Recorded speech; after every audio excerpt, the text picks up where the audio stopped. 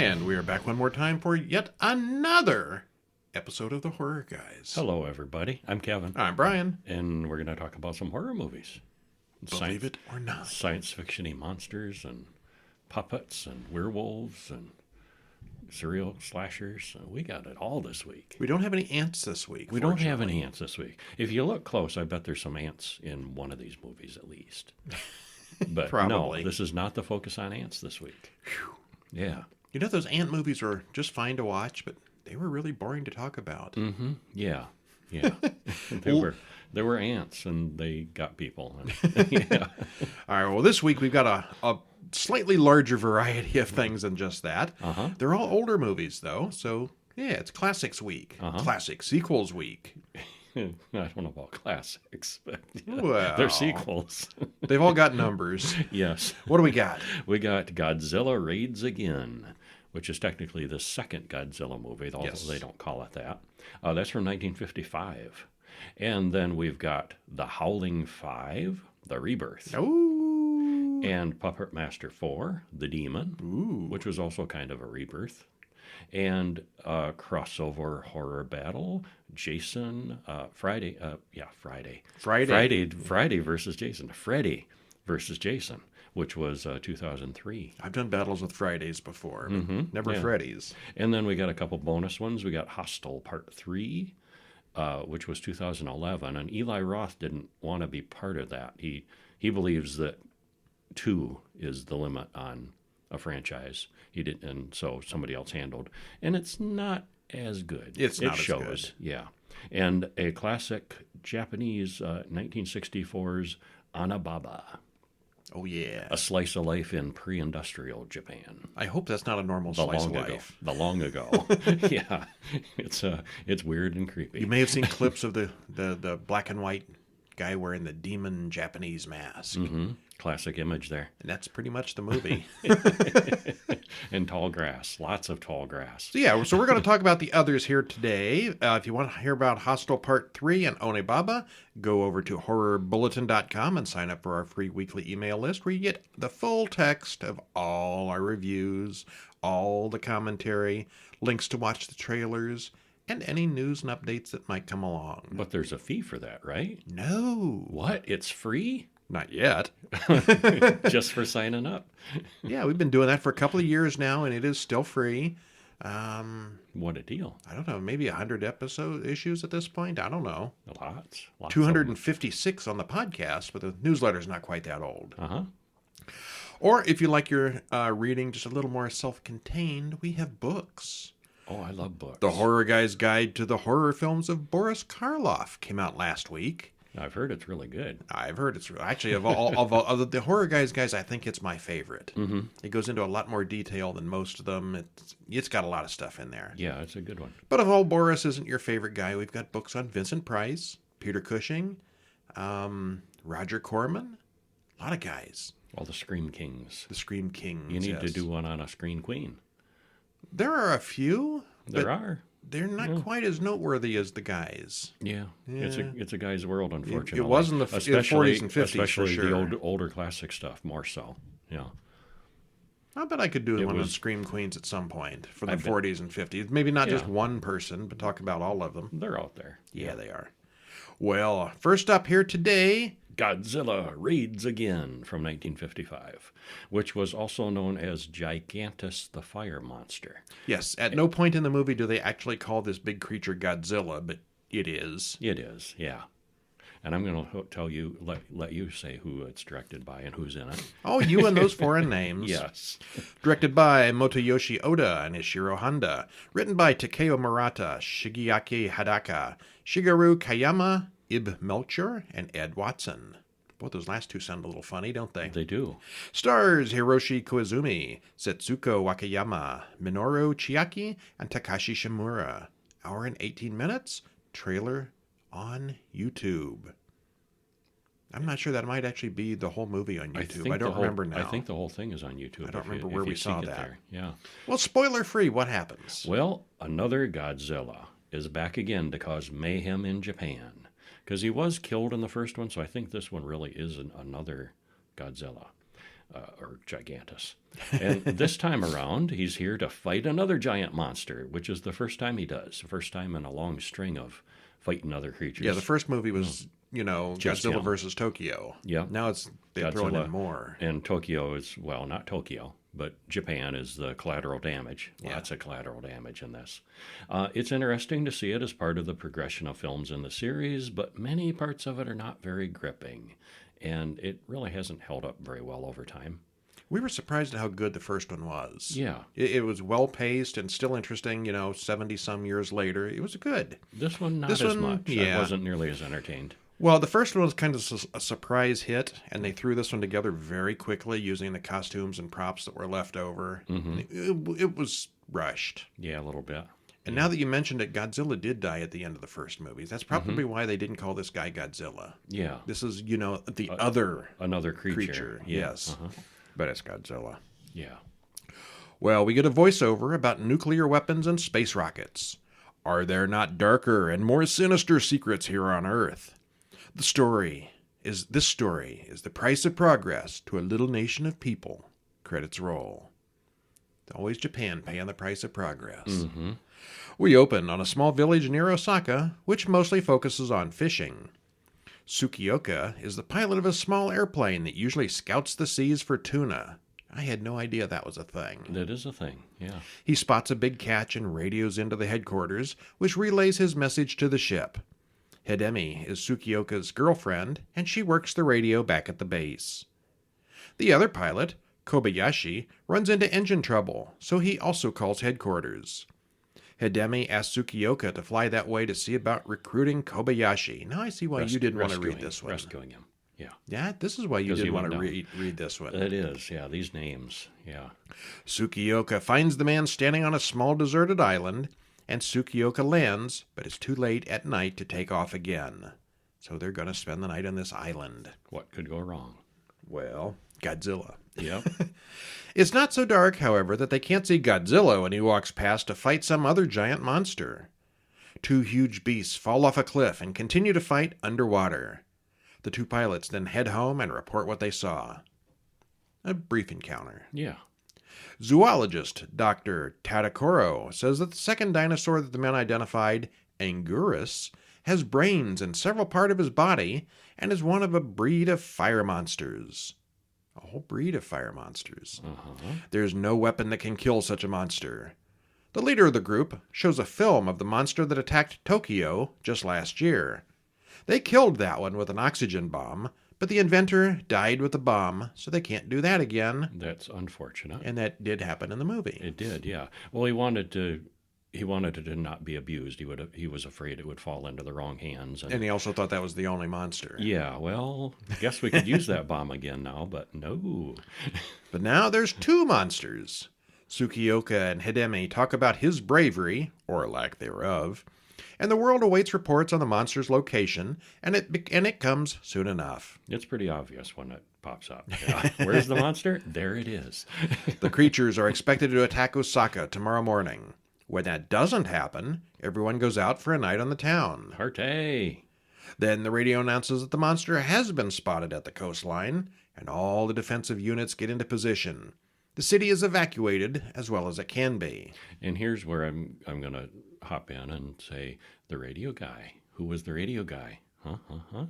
George Takei. Yes. Yeah. Yes. We recognized, like, Is isn't that that George George Takei? Takei? And he does have a very distinctive voice, and it was. Yeah, and you're going to mention that later in the This is like commentary. 70-something years ago. I had We to still hop in. recognize his voice. His first I think it was work. his first, yes. Yeah, yeah. Tsukioka and Hidemi drive to her father's place in the country. Meanwhile, a busload of convicts escape and run through the night. A couple of cops flag down Tsukioka and Kobayashi and have them follow the escaping criminals. The criminals crash and burn, but they also start a big fire that's large enough to be spotted by Godzilla, who makes a beeline right towards it. Oh, you want to distract Godzilla? Just start a fire. There you go. The It army worked. shoots Godzilla with everything it has, which of course isn't enough. Then the second monster comes ashore. Godzilla and Anguirus soon start fighting, and Osaka pays the price. Many buildings are destroyed and the city burns. The monsters continue to fight until Godzilla kills Anguirus. Morning comes and everyone goes back to the cannery and starts to rebuild from the ruins. The boss tells Kobayashi that he's being reassigned to Hokkaido. He moves and starts over, flying and spotting for tuna in the ocean. Tsukioka and Hidemi arrive in town, and Kobayashi has a surprise for them. Tsukioka gets to meet some old Air Corps buddies. It's a big party. Partay again. At least it's a good party until the boss comes in and says the fishing boat has been sunk. It must be the monster. Oops. Tsukioka goes up in his spotter plane to see if he can find the creature, and he reports at the monster's position, and Kobayashi rushes out to join him. They trade places, and Tsukioka goes back to the base to report. 9 fighter jets arrive at the island, and they all shoot at Godzilla. Kobayashi flies too low, and Godzilla shoots his plane with fire breath. The planes shoot at the mountain instead, and drop an ice slide on the monster's head. Tsukioka wants to join the fighters on the second pass. The bombers start again, shooting at the ice wall behind the monster, but Godzilla manages to shoot down several planes with his monster breath. Eventually, they thoroughly bury the monster under tons and tons of ice. We'll never see him again. Never, no. No, yeah. And in these movies, this is not long after World War II. And I mean, About 10 years, yeah. I mean, clearly it's not it's not the real world. It's a parallel reality where these monsters exist. But also the Japanese Japan's military? huge military after World War II still exists. Yeah, no. No, that wasn't the case after World War II. Unconditional surrender, and they were just shut down as far as military. But it's like World War II never happened in these movies. So it's an alternate. I'm sure that was the preference from their point of view. Yeah, it's an alternate timeline Yeah. in that respect, too. Yeah. I just thought it was interesting. I noticed this in the first one and this one. Yeah, there's no Americans in this one, I don't believe. I don't think so. Yeah. Yeah. Well, there might be a token in there. Yeah, token or two. But, yeah. Is this racist if it's all dubbed in English, but everyone has a stereotypical waiter in a generic Asian restaurant kind of accent? Yeah, that was weird. Oh, yes, we do like some fried rice with that. They all talk like that, but it's an Americans doing the voices. But it was Americans doing the dubbing, yeah, in English, yeah, because it was filmed in Japanese. Yeah, they wanted to make it sound like Japanese people do in dubbed English, and it wasn't really. It was, yeah. Well, Tsukioka was dubbed by Key Luke, a well-known Asian actor, so that's probably okay in his case. But when the actor Paul Frees does it, not so much. He's pretending to be Asian. Mm-hmm. George Takei has an uncredited role as various voices, usually over the radio. And we actually picked that up not even knowing he was in this. He was like way, way down in the credits. But he's there. And it was his first acting role. Uh-huh. Mr. Sulu started out early. Yeah. This was the first time Godzilla fought another monster, something that would come up time and time again in many sequels. And, of course, they never used the name Godzilla in this film. Everyone calls him Gigantus. Much of the film is narration told by Tsukioka instead of dialogue spoken by characters on screen. Since they knew it was going to be heavily dubbed, that's probably for the best. Yeah, one main narrator. The monster battle was decent, but over with pretty quickly. The rest of the film, with the military fighting Godzilla, just wasn't that interesting. But probably since we've seen it so much better in newer films. It was probably great at the time, but it really doesn't hold up very well today. Yeah, if you want to be a completionist and see them all, you should. But we do. Yeah, we're doing. We're gonna. I'm not sure that we're excited at this point, but we will. I'm looking forward to some of them that I remember when I saw long ago, like Godzilla versus the Smog Monster. I remember. But that there's one like being 30 cool. of them. But there's a whole lot of them. Yeah, there's a lot of them we haven't seen. They're going to be a real mixed bag as far as quality. Next up, we got Howling V, The Rebirth. Werewolves. Or, depending on where you look at it, it's just called The Rebirth or Howling V. It just got numerous releases. Yeah. Directed by Neil Sundstrom, written by Gary Brandner, Clive Turner, and Freddie Rowe. Stars Phil Davis, Victoria Caitlin, Elizabeth Shea, and Ben Cole. Hour and 36 minutes. Spoiler-free, it's a werewolf movie. Yes, it is. But it has no connection to the previous Howling movies. So you haven't seen 1 through 4, you could start here. Mm-hmm. I wouldn't recommend it because it's awful. But it's not great. There are some issues that don't hold up to scrutiny. But past those problems, it's also pretty mediocre. Yeah. It is a movie. Mm-hmm. It is a Howling movie. The script, acting, effects, and directions aren't awful, but there's nothing here that really stands out. It's And really middling. very middling, yeah. Yeah. They made more after this, so it's certainly not terrible, They kept going, yeah. but it's not great. Yeah. What happens? Well, credits roll slowly as we zoom in on a baby's crib. We cut to Budapest in 1489, where we see many dead people at a dinner table. A man comes in and reports everyone is dead, including the baby. They seem upset about, killing a baby and killing everybody, but there was no other way. The evil is finished. Or was it? Yeah. And the man then stabs his wife and then himself to complete the set, except the baby is still crying. And he says, as he dies, "We died in vain." And then we cut to Budapest, 1989. So The present day of 30 years ago. 500 years later, in the present day of 1989. Yeah. We cut to Gail talking to David, a photographer on the street. Jonathan talks to Mary Lou. He's a tennis player. She's an actress. They and various other characters have been invited to Budapest to attend the opening of a castle that's been closed up for 500 years. So it's like the Love Boat in a castle. Yeah. You get these various characters that we have to meet. It did seem like that, kind of reminiscent of that, that shuffling around where you meet the characters and who's interested in who and, things like that. Well, the Count greets... they need to bring back the Love Boat so people can understand that reference. Yeah. The Count greets the most famous guest, Anna the movie star, as Catherine, Ray, Richard, and the professor get on the bus with the others. They drive on as ominous music plays. Their bus hits something on the road, but they don't stop. Why would you? Yeah, just keep going. Yeah.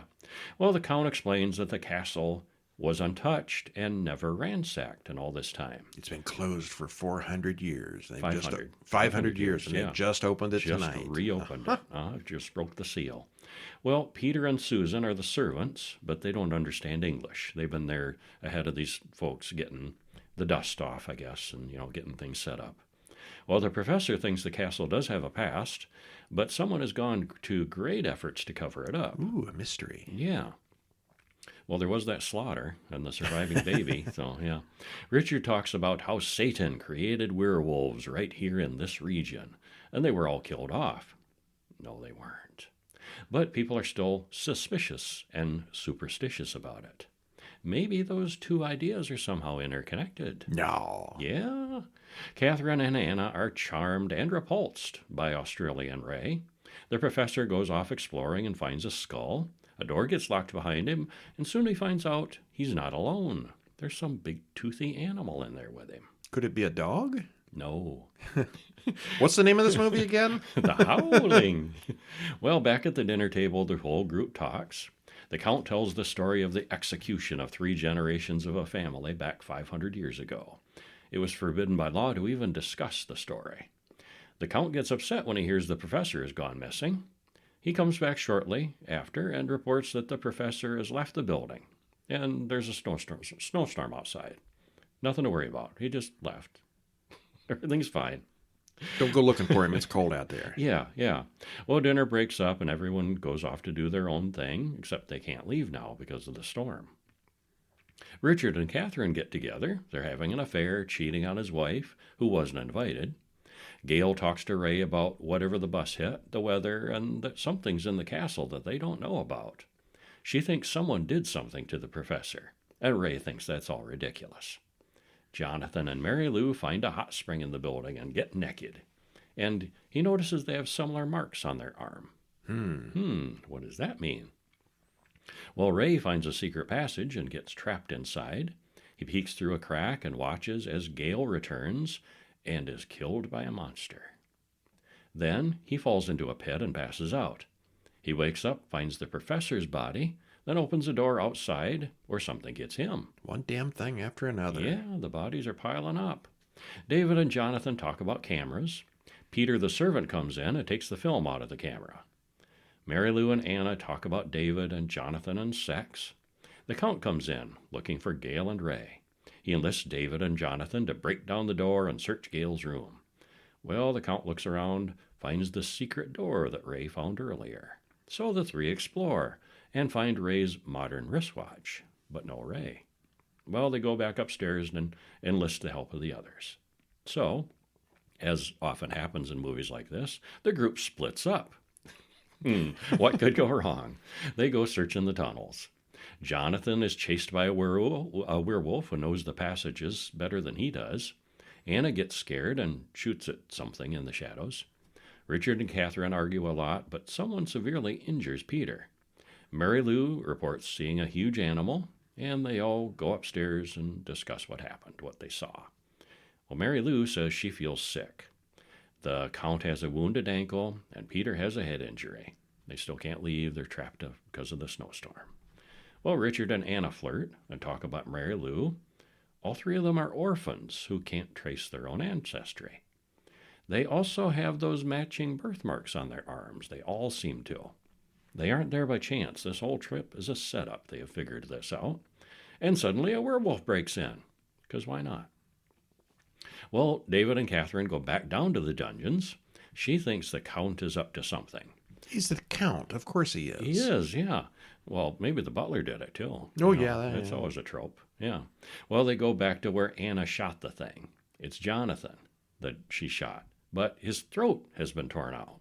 Well, she didn't shoot Jonathan. He's there, and his throat's been torn out. Well, they get lost on the way back. They find Gail, who isn't quite dead. It's a werewolf, she moans, and then dies. They go upstairs, find Mary Lou sleeping, but Richard and Anna are missing. So it's a little bit of a whodunit, sort of. Who's the werewolf? One of these people probably is the werewolf. My bet's on the Count. Yeah. Well, the Count walks in. The werewolf, the prophecy is fulfilled, he says. He explains that they all have that hereditary birthmark that leads directly back to that night in 1489. They're all part of the same bloodline, but only one of them is a werewolf. David thinks the Count is the killer. So David locks the Count, Peter, and Susan in one of the cells. And there's a lot of unnecessary discussion between David, Anna, and Catherine. Anna returns, lets the Count and the servants out. Catherine finds that Mary Lou has gone. Well, the Count thinks David is the werewolf. They lock her in the cage and leave the key for her own safety. So she's, locked in a cage away from whoever the werewolf is. Well, the werewolf reaches through the bars and kills her anyway. Catherine finds the body, and it gets Catherine as well. So the suspects are narrowing down fast. The Count is hunting David. Peter decapitates Susan, and Mary Lou shoots Peter. This only leaves Mary Lou and David versus the Count. And we get lots of shots of the three of them wandering around looking for each other. Peter runs in, and Mary Lou shoots the Count. He is no longer a suspect. Well, Peter denies that he's a werewolf, but the moon comes out, and Mary Lou smiles into the camera. And we know who the werewolf was. Okay. Except there's issues with that, as you may go into the commentary here. Well, the credits say it's based on the first 3 Howling books, but it's not really. It has no real connection to the previous films in the series in any way. It's just a werewolf film that has the name stuck on it.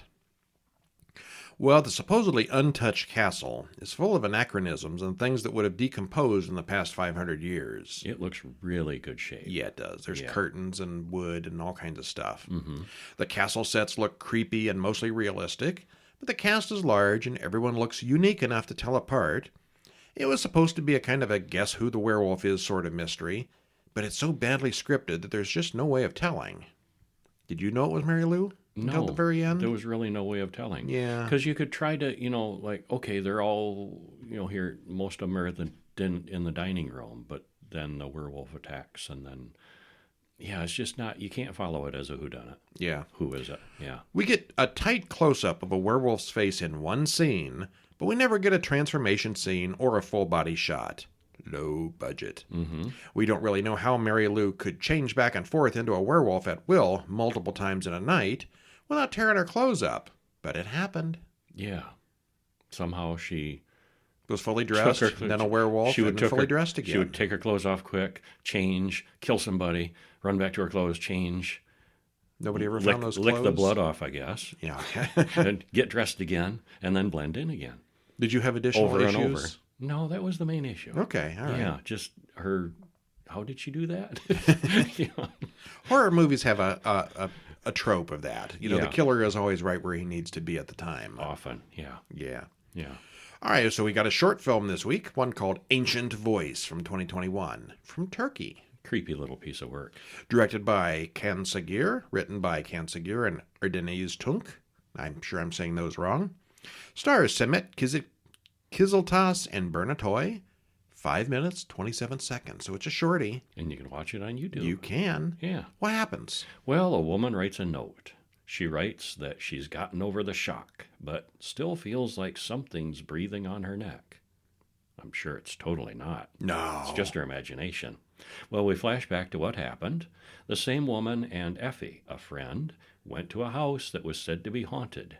He goes in first, and they communicate with their phones, and then we see he's not alone in the building. Yeah, he goes in and she's outside on the phone, and I'm like, why is she taking a call right now? No, they're texting. Yeah, but in other movies, they'd be using like a radio or something. These guys are using phone. I mean, of course they are. Yeah, yeah. Well, the opening text says that it's inspired by Turkish legends. Well, that sounds cool. Mm-hmm. Well, basically, there's a monster in a building. So I'm pretty sure everyone has legends like that. Some kind of supernatural Yeah, creature. there's nothing specific going on here. If there's anything specific to Turkey, they left that out of the subtitles. And this is subtitled, but there's not much. It's so short. If you don't like subtitles, watch it anyway. It's pretty minor. Yeah, I thought it was a good one. It looks good, and the music is excellent. There's not much story here, but we get enough to know what's going on. The creature, what we see of it anyway, looks good. The budget here is obviously very low, but the filmmakers did good things with what they had, and it's very promising for the director's future efforts. Yeah, I hope they make more. Yeah. And then we come to Puppet Master 4, The Demon, 1993, which was directed by Jeff Burr, written by Todd Henschel, Stephen E. Carr, and Joe Duffy. And it stars Gordon Curry, Chandra West, Ash Abrams, and Teresa Hill. Runtime pretty short on an hour and 19 minutes. And trailer in the show note. That's a link to the trailer on YouTube. Spoiler free. It was kind of a soft reboot. It took a lot of elements from the first three movies, but it didn't really continue on from number 3. So it's kind of interesting how they did it. There's a new puppet master in town. There is. But the same old puppets yet- from previously And are yet, there. and yet the same puppet master is referenced too. So It's a toss hand what are you passing the torch kind of thing. yeah, a soft reboot. Yeah. Yeah. They bring in demonic elements to liven things up and new young people. The puppetry is a little better than the previous efforts. Plus, it's short and gets right to it without a lot of filler. And overall, we were entertained. Yeah, I know the Puppet Masters got kind of awful, as you know, when they get to like episode 30 or whatever. This one was not awful. Overall, I like the concept, and the characters are interesting in all of them. But yeah, the stories of it as sequelitis, you know. Yeah, it does. But it was worthy. Sutek, the leader of the underworld, declares that the secret that André Toulon stole many years ago is about to be rediscovered. We must send our children to protect it. The power is ours, and ours alone. It must remain. It must. Well, we cut to a car arriving at Biotech Industries at night in the rain. So they threw in some sci-fi with this one. Well, yeah. A little more than the others. Stanley, the security guard, takes a package from the stranger and carries it up to Dr. Piper. She talks to Dr. Baker about the success of their latest robotics project. They're both waiting for Rick, the boy genius of the company.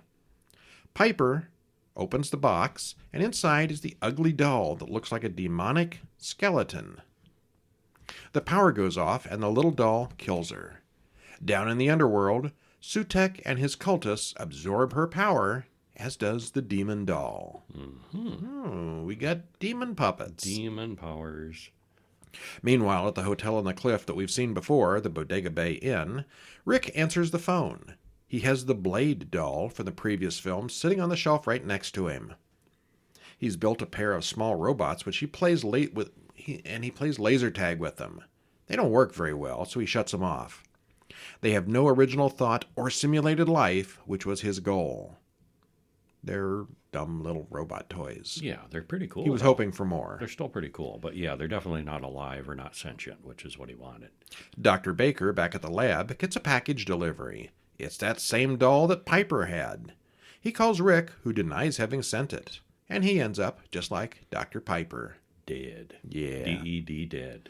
Susie, Lauren, and Ash ring the bell, and Rick lets them all inside. They have dinner together as someone small watches. Blade looks out the window and sees Andre Toulon outside. Susie finds Blade, and Rick tells her that it's a mechanical doll that he found in the room when he moved in as caretaker. He thinks it's mechanical. Mm-hmm. Lauren finds something and faints. It's a locked box, and she says not to open it. She's a channeler, a kind of psychic. They spend a lot of time trying to get the box open, after she said not to. The box that they said, don't open. And so, let's open it. And inside are several more of Toulon's puppets and notebooks. They soon figure out Toulon's story and the rough plot of the third film. They find Pinhead, Tunneler, Six-Shooter, and they already had Blade. Susie then finds the secret formula. Mark injects several of the toys with the serum. And they do in fact wake up, much to Cameron's surprise. Rick thinks Toulon may have the solution to the Omega Project that he's been working on.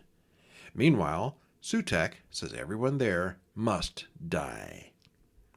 They wake up Jester, the little twisty-face guy, next. Mm-hmm. The power goes off, so Cameron and Lauren decide to go to bed. What? Wait, that's the point in the movie where I said, wait, what?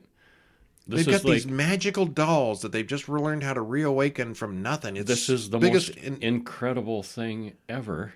Oh, let's go to bed. Yeah. What? Yeah, that's not exciting or interesting at all. Yeah. Wow. Uh-huh. Okay, well, they fret and fume over Cam getting shafted by Rick, who doesn't deserve his success. Cam wants Lauren to channel Toulon so that they can have a conversation.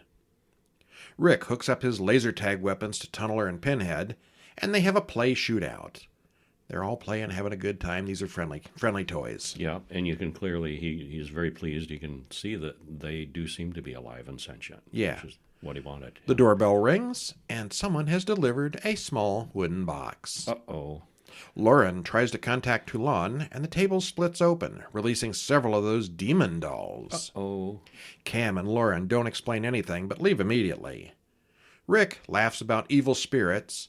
Meanwhile, outside in the car, the demons kill Cameron. Inside, the Toulon dolls know what's going on and see one of the demons. Rick and Susie find the delivered box, but the doll inside has escaped. Lauren runs back inside, and Rick goes out to find Cameron's corpse. He also sees one of the demon dolls. Demon and Pinhead hold down one of them, while Tunneler runs him through. Blade and Pinhead hold him down. What'd I say? Demon. Oh, okay. Blade and Pinhead are holding him down, yes. Teamwork. Down in the underworld, one of the red-eyed creatures withers and dies. Aha, they're linked. They're like cultist-looking people down there. So the puppets are like the avatars of these demons down there. Yeah. Yeah. The puppets hear Toulon's voice. Decapitron, his time has come. Well, that sounds cool. Yeah. Well, the dolls pull out another box that Rick and the others hadn't seen before. Inside is a whole new puppet, the Decapitron, which they animate with lightning while simultaneously electrocuting another of the demons. Why didn't they just inject him with juice? Because this one is electrically powered, I guess. All right. Yeah. Well, the Decapitron's head turns into Toulon, who explains about Sutek, who wants to kill him.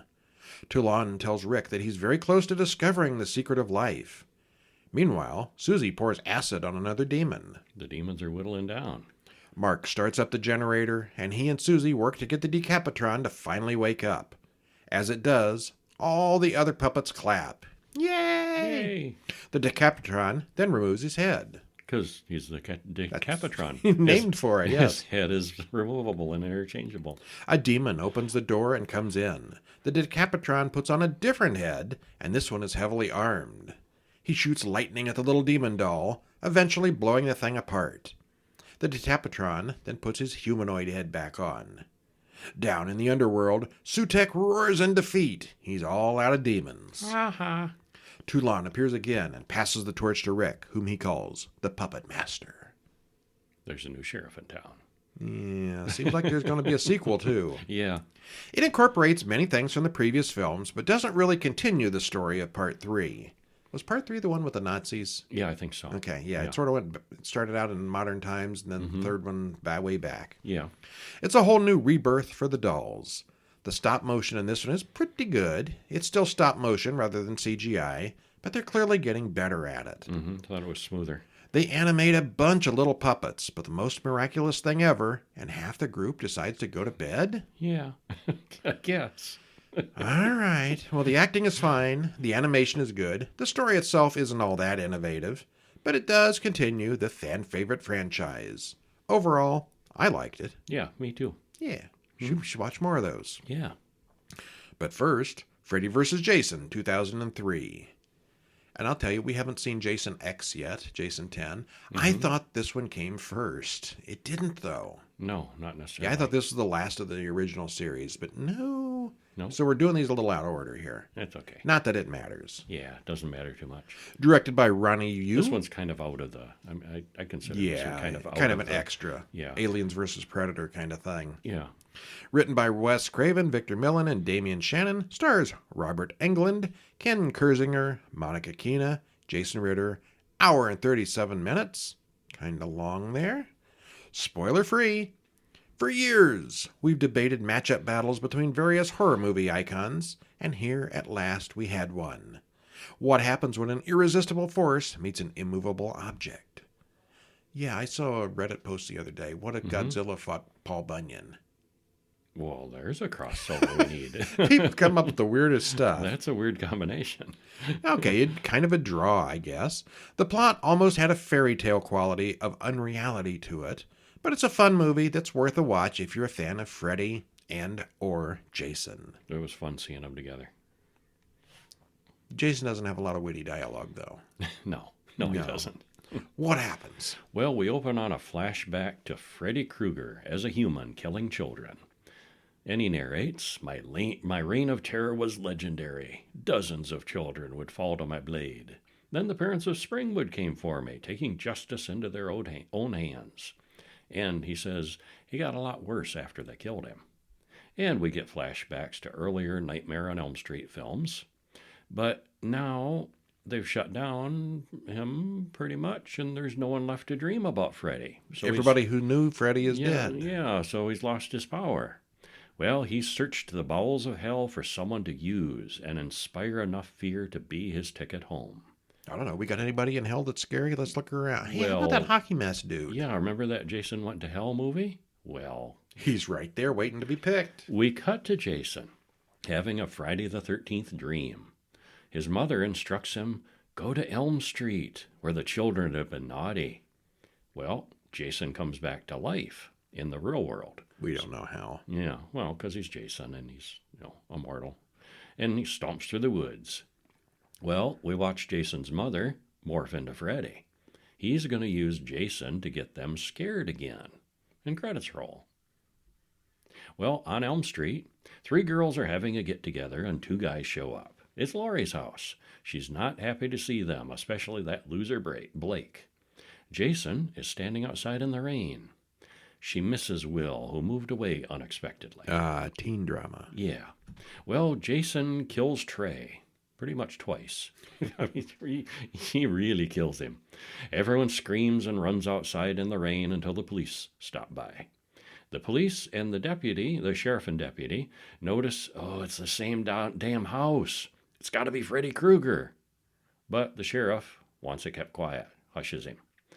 Deputy Stubbs wants to help Laurie, but he's off the case.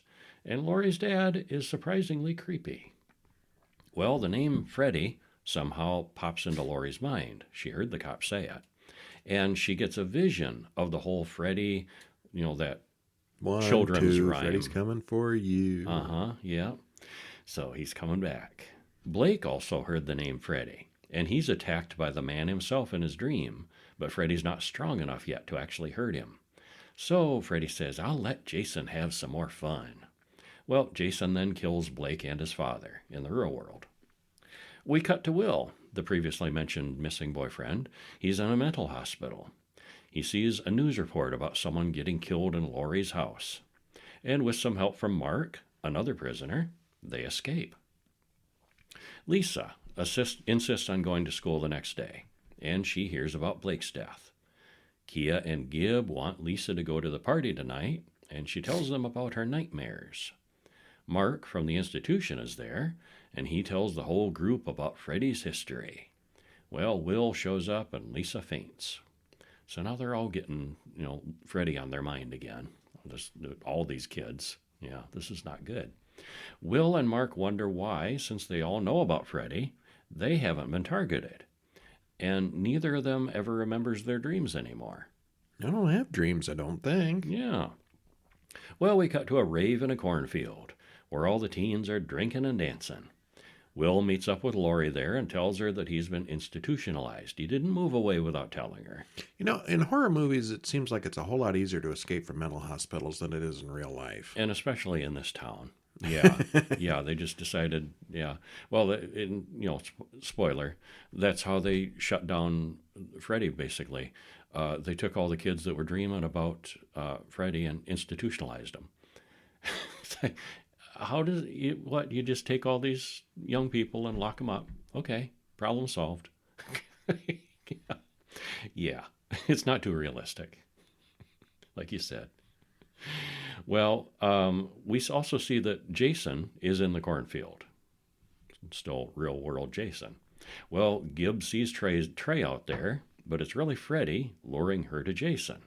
And just as Freddy's about to kill her in her dream, Jason kills her in real life, which deprives Freddy of the power. And he doesn't like that one bit. Hey, don't kill him before I do. Yeah, that was mine. Well, Jason soon walks into the middle of the party, and it's pandemonium. And as he kills a few people, causes a mass stampede. Kia asks Laurie if that was the guy in her dream, but it's not. This is someone else. Well, Will tells Laurie that he saw her father kill her mother. Her father shows up, and Will says he's the one who had him committed. Laurie confronts her father over her mother's death, and he's evasive. They argue. She ends up climbing out a window and running away back to Will. Well, meanwhile, the other escaped guy, Mark, has nodded off and runs into Freddy, who uses him to send a message to the others. Deputy Stubbs, meanwhile, is compiling reports of a hockey-masked killer in town. But the sheriff says they've stopped him before, thinking it's the other famous killer, the F word, Freddy. Will realizes that it's their fear that feeds Freddy. Deputy Stubbs walks in on the group. He knows about Jason Voorhees. Will wonders if Freddy is using Jason to spread the fear. Now Freddy can't shut him down. And Will mentions that the Hypnosil drug they took in the hospital kept their dreams suppressed. That's right. Yeah. That's why they don't have dreams. So lock up all these kids, give them Hypnosil, problem solved. Except you just locked up all the kids in town, half the kids in town, without explanation or just cause or anything. So, yeah. Well, the group breaks into the mental hospital to get more of the Hypnosil so they can stop dreaming about Freddy. Well, one of them stops to smoke a joint, runs into a caterpillar-shaped version of Freddy, like from Alice in Wonderland, who leads him down into the coma patient ward, who all sit up and tell him to flush the Hypnosil down the drain. Well, when he refuses, Freddy possesses him and does it himself through his body. Now I'm picturing the comma ward, where the people with a bad punctuation Bad punctuation. They're locked up in this ward, yeah. Well, meanwhile, Linderman and Stubbs get attacked by Jason, and Stubbs dies. Freddy, in Freeburg's body, waits to fight with Jason. He injects Jason with some lethal drugs, and Jason cuts him in half before falling down. Well, Jason wakes up in Freddy's dreamland, being chewed out by his very angry mother. Jason wastes no time cutting off Freddy's arms. He's not fooled this time. He knows it's not Mom, it's Freddy. Well, except his arms grow right back because it's Freddy in his dream. And now they fight for real, sort of, in the dream. Freddy plays pinball with Jason, beating him excessively, except Jason just stands up. And then Freddy learns that Jason is afraid of water. Well, he turns back into a scared, ugly little boy when he's doused with water. So Freddy's got the upper hand in the dream. He can do anything in there. Well, meanwhile, Will, Kia, Linderman, and Laurie tie up Jason and drive away with his unconscious body. They're going to go to Crystal Lake and take care of him, put him in the lake. Laurie thinks she can go to sleep and bring Freddy back into the corporeal world when she returns. Because that's been a trick done in the Nightmare on Elm Street bring him movies back to the before. real world. Yeah. Well, Freddy goes deep inside Jason's mind to see his dreams. And Laurie does fall asleep, dreams about ugly little Jason at Camp Crystal Lake. And it's like being in a Friday the 13th episode, but not quite. It's all skewed because it's all dreamy. Doesn't quite play out like we remember. So she does manage to grab Freddy, but she can't wake up. Meanwhile, Will carries Laurie's unconscious body into Camp Crystal Lake. While Laurie battles Freddy in the dream, Jason fights her friends in the real world. Laurie's hand gets burned, which wakes her up enough to bring Freddy back, face to face with real-world Jason, who is, of course, completely unstoppable. Except Freddy's way more creative and smart, but he's unstoppable. So here we have this problem of Unstoppable means unstoppable. two unstoppable people battling. Yeah. Well, Kia confronts Freddy, compares him to Jason, who's right behind her. Laurie comes to the conclusion that Freddy killed her mother, and her father was trying to hide that from her. Well, Freddy and Jason are just battling. Fight goes out to the dock, where Jason slices and dices Freddy. Laurie sets the dock on fire as the two monsters kind of start ripping each other apart. Everything explodes, but of course Will and Laurie are fine. Freddy approaches, using Jason's machete, but then Jason stabs Freddy with his own glove. So it's all over now, right? Right. Yeah. In the morning, we see Jason rise up out of the lake with Freddy's severed head in hand. However, Freddy gives us a wink on the way out. So, inconclusive. Inconclusive. And neither of them are dead. I don't think just some random doctor could get two neighborhood kids committed to an asylum on his word alone. A whole bunch of kids. Yeah. Yeah. And not only that, the coma patients were kids that eventually this hypnosil causes some of them to go comatose. And so, you got dozens, it looked like dozens of kids, and the parents are all just going to be okay. Like, okay, yeah, you can have our teenager and drug them until they go into a coma. Yeah, I suspect either the boy's parents or the court system would be involved. You'd think so. Either way, they wouldn't just suddenly go missing overnight. Uh-huh. Most of the actual story here is pretty contrived stuff leading up to the big fight at the end. We also recently watched Superman 2 from 1981. Uh-huh. We both commented during that film that Superman vs. Zod was basically two unstoppable forces, so the actual fights were kind of boring, at least compared to more modern superhero films. Mm-hmm. This one was kind of similar in the way it works out. Well, I thought it was more entertaining than Well, that. Superman and Zod were kind of identical. Mm-hmm. Super strong, flying, laser vision, all that good stuff. Here they're different enough to make it interesting. Yeah, the two supervillains here have different powers, so that made it good. It was not great, but it was fun. It was all right. This was actually my fourth time seeing it, and I'm still not tired of it. I think I've seen it twice now. That was my second time. I like it quite a bit. Yeah. Okay, then over at horrorbulletin.com, you can read our review of Hostel Part 3. We did Hostel Part 1 and 2 in the last couple of weeks. This one takes place in Vegas. So they've got a franchise in Vegas, and there's more betting involved in this time around. It's okay. It's not as good as the first two. No, I didn't think so. And also Onibaba from 1964. Low-key horror, more of a, the two women living out in the tall grass. Mm-hmm. And some men get involved. There's samurai stuff and killing each other and Could there be a demon involved? There could be. There could be. It could be. All right, well, stop on over at horrorguys.com and read the full reviews with all the spoilers on there of all these. If you want to sign up for the email list, check out horrorbulletin.com. If you want to take a look at our fantastic selection of horror books, go to horrorguysshop.com. Where fine books are sold. They're great. Uh-huh. I know, I wrote them myself. Yes. All right, I'm Brian. And I'm Kevin. We'll see you next week. See ya.